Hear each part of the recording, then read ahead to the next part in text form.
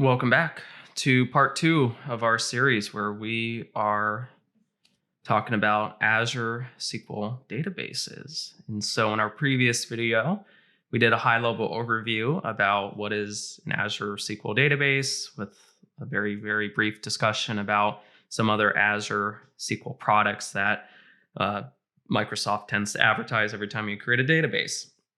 So now that we have a high level overview of what an Azure SQL database is, some of the tools that go along with it, and things that we can kind of do with it, we're going to now move into the next section, which is we're going to create a new instance of a SQL database. And at the same time, because I'm assuming this is for most people the first time that they're going to be creating a database, we're going to also walk through creating a SQL Server instance as well. So this is something that you can do in tandem once you create a SQL database. And so there's a couple different ways to get there. So I'm assuming that you are currently inside of your Microsoft Azure portal and that you've logged in.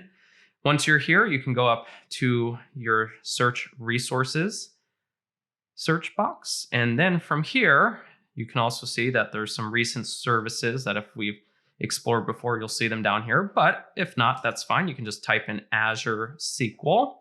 And then you can see just the different marketplace options. You got some documentation. In this case, I'm going to go to services and then I'm going to do Azure SQL.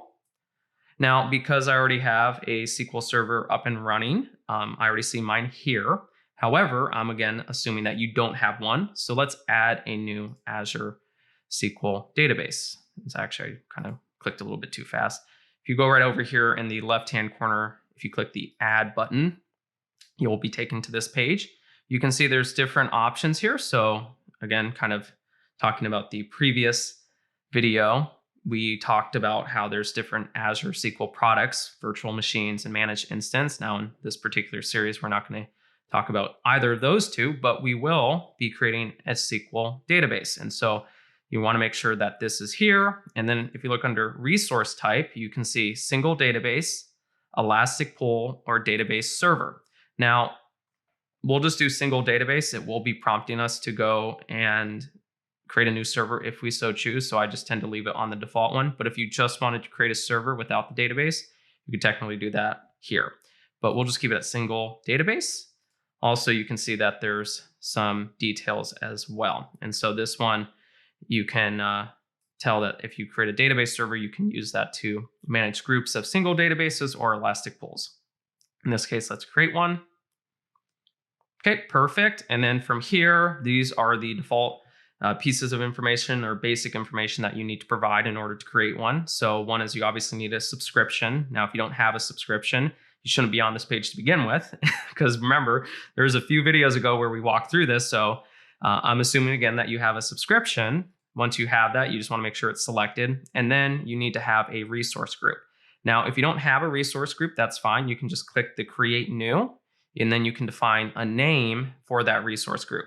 Now in this situation, I already have a resource group set up, and that's just for the tutorial videos. And so I already have that selected.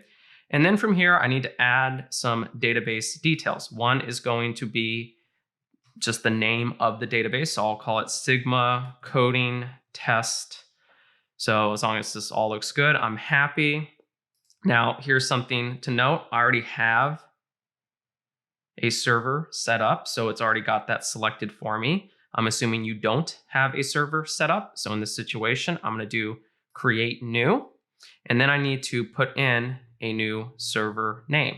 So we'll call this Sigma coding tutorials.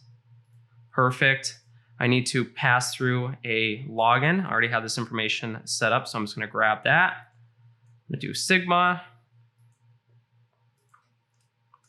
And then from here, I need to make sure I have a password as well. So I created a little simple password and put that there. And then I also need to confirm that password as well. You can choose the location of your server. So there's multiple options, obviously. You know, naturally you try to do something in your geographic region. You know, if it's all the way in Asia, it might take a little bit to connect or something like that. Now, most time this is pre-selected for you. So you can actually even see here that these are the recommended options. Additionally, you want to make sure that you grab this piece of information just so you have it. This is your SQL Server name. So I'll just put this right here for right now. That will come in handy when we want to go and connect to it. So this will provide the new information. So I'm going to press OK. You can see right here that it's now filled in the dropdown. So that's good to go. Then from here is, do you want to use SQL Elastic Pool in this situation? Just say no. This is again going into a different topic. Finally, and the most important part, you need to talk about the compute and storage. So down here, you're going to do configure database. You're going to be taken to a new page. So the page it takes you to is to the vCore pricing model. If you click the little section over here, this will take you to the DTU pricing model. So data transaction units. What is this one called? DTU based. What do they call it? Database transaction unit. Okay. So you have database transaction unit and then you have vCore. And so DTU is more of a bundled component. So it's compute, storage, input, output resources. So in this situation, it's all bundled. You don't really configure anything. You kind of just say, I either want basic, standard, or premium service. And so you can kind of see here, by default, it has you on standard, but there is premium. So this is for an individual who has very intensive input, output workloads. And then you have basic. So basic is, you just very little demand, very little workloads. These workloads aren't super complicated. With each one of these, you can change different components about it. Obviously, the more DTUs you go, the higher the price becomes. The same with max size. So keep in mind that sometimes as you increase, you automatically will have things shift. And so, for example, if I put it to 200, now I can go all the way up to 1 terabyte of storage, basically.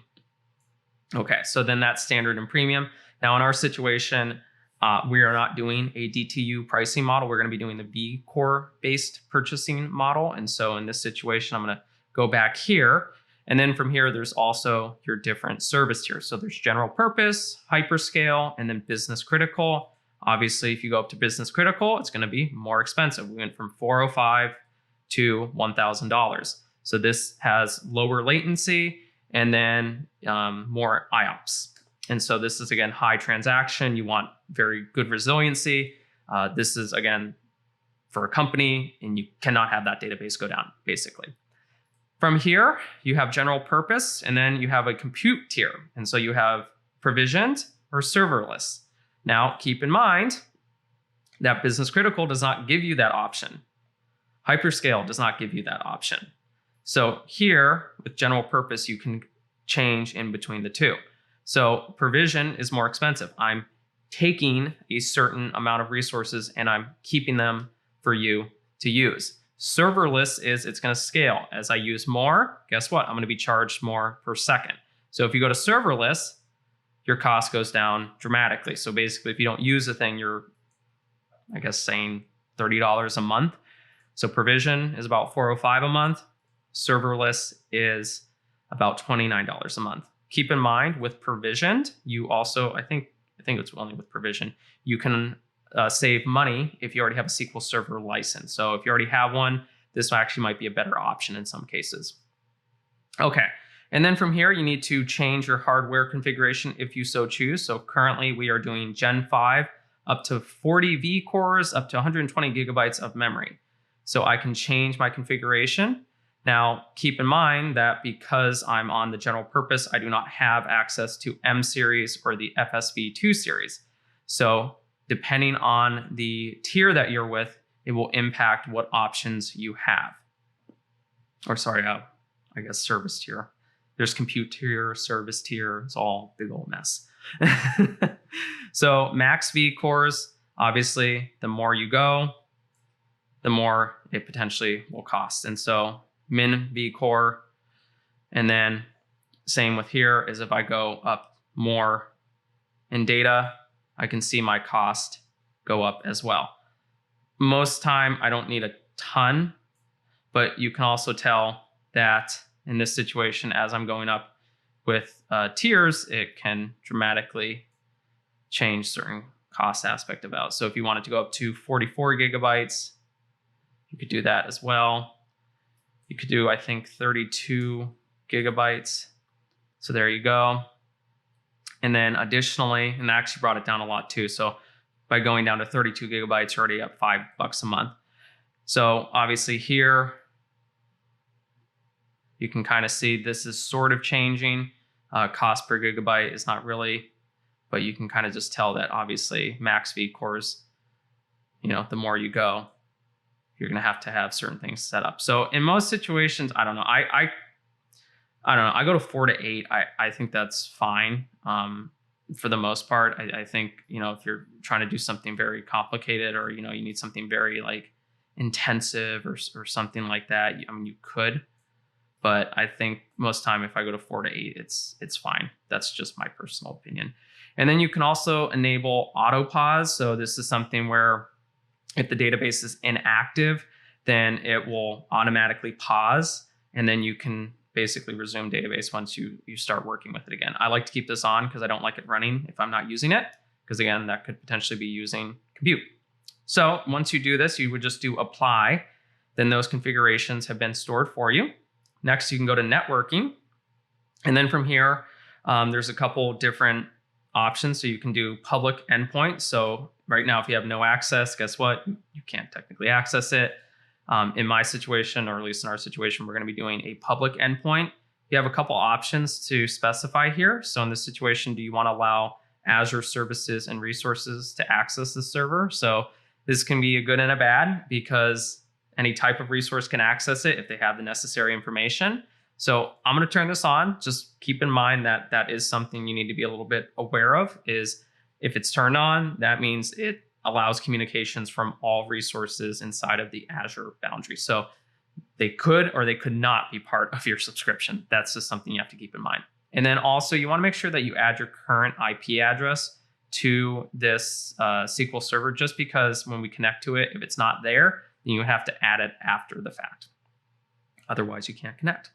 Then you also have some additional settings. So do you want to start with a existing data source? So if you want to have no existing data source, you just have it to none. You can do a backup data source. So if you already have one that's there, you can use it, or you can use a sample one.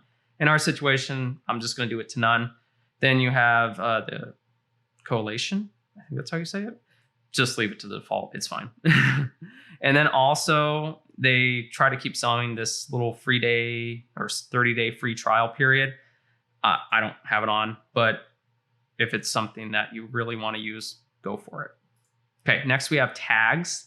So if you have things like, project. So I have like a tag for projects, and I say, okay, this is for my data project. Maybe I want to create a new tag, which is tutorial series. I don't know, SQL Server. There we go. Okay, great. So, just different things that you can do. It's up to you if you want to have tags or you don't have to have tags, but I like to have them just because once you have a bunch of resources, it can get a little bit confusing. Okay, after that, we can now go through the process of creating it. So once you're here, they do give you pricing details. So again, you want to make sure you are aware how much you're paying for. You want to make sure that the information you provided is correct. And then networking, additional settings, and then tags. Of course, they give you terms and agreements, but you are basically agreeing to them once you click create. And then also they have a download a template for automation. So this is, if you like this setting, I guess, then you can actually download the JSON structure, and you could actually use this with one of the management APIs as well. So it's there. I haven't used one yet, but it's good to know, I guess would be the word, but it's up to you. Other than that, you can just click create, and it's going to start going through the process of creating your database. It does take a few minutes, so bear with it as it's going to go up and running. And then I think from there, what we'll do is we'll simply connect to it using the Azure Portal. And then from there, I will probably cut off the video. And then in our next video, we will go through more features of the Azure Portal. And then we'll probably start with the SQL Server Management Studio.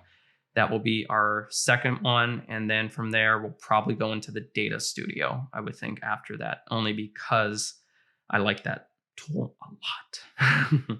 The nice thing that I will say, though, is Microsoft does provide a ton of documentation for you. So don't ever feel like the video is the only resource you have. I mean, there is a tremendous amount of resources here. I've gone through some of them just out of curiosity, and I love them. I mean, I think some of these are great. Some are more necessary than other ones, but I personally love it. I think if you get some free time, whether you're at work or whatever it is, go through a few of them because you do come out, I think, with a better understanding of certain topics. Okay, so this is still going. So you can kind of tell, though, it's doing different things, and you can see each step of it. So it created the server, and then it created the firewall role. So that's obviously a good thing. You can see here the operation details and stuff like that. So that's pretty nice as well. And then there's also some inputs that if you want to see that as well. And then you can see output and then a template as well. So this was what we saw in the previous one. So this is very nice. Okay, perfect. Looks like it's done. So we can go to that resource now. And this is basically it. So right now we are on the overview page. From this particular page, you can see different things. So you can see your subscription, which one it belongs to, the resource group. You can see the server name. You can also see connection strings. So if you click this one, it will take you to the different types of connection strings. So if you want to do an ODBC connection, JDBC, PHP, Go, and then ADO.NET. If we go back to the overview page, we can also see our, I think we already said this, our server name. You can also see compute utilizations, app CPU build, just some other information. You can see your activity logs, so any type of activity you've been doing on it. Tags, so these are the tags that we put onto it.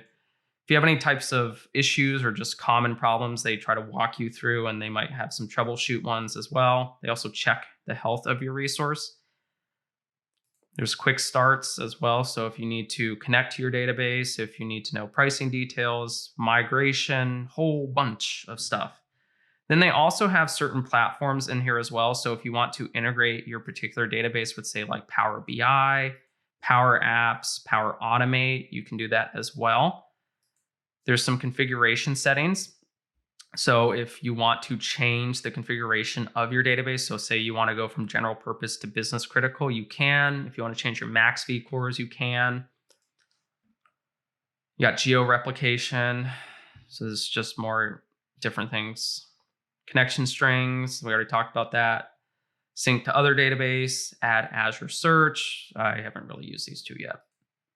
Properties, so this is just general properties about your database if you need to get access to them. Locks, there's no locks. Steam, what is it? Stream Analytics. I haven't used this yet. What is this? SQL databases integrates with Azure Stream Analytics to allow you to perform real-time analytics on streaming data. Create a job right from your database. Oh, that sounds kind of interesting.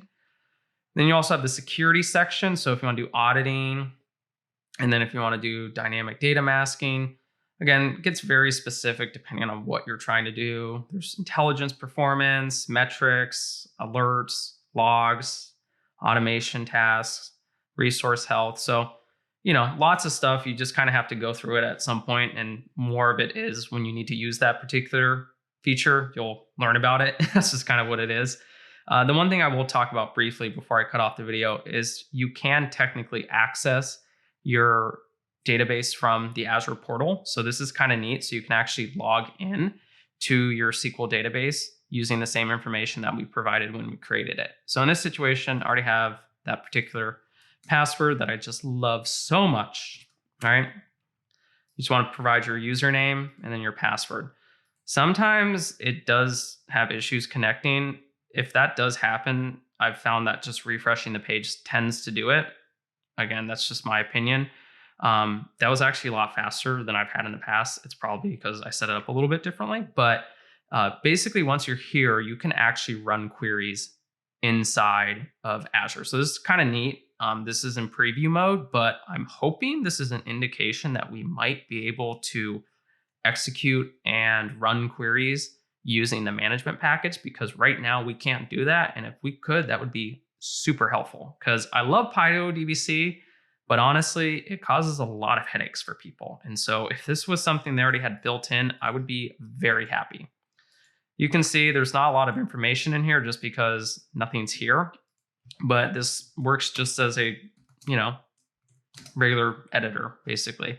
Now, I don't have any tables in it, so there's nothing to run, but I did want to show you this just so that way, if you ever want to do queries from here, you can as well. So I think it's great.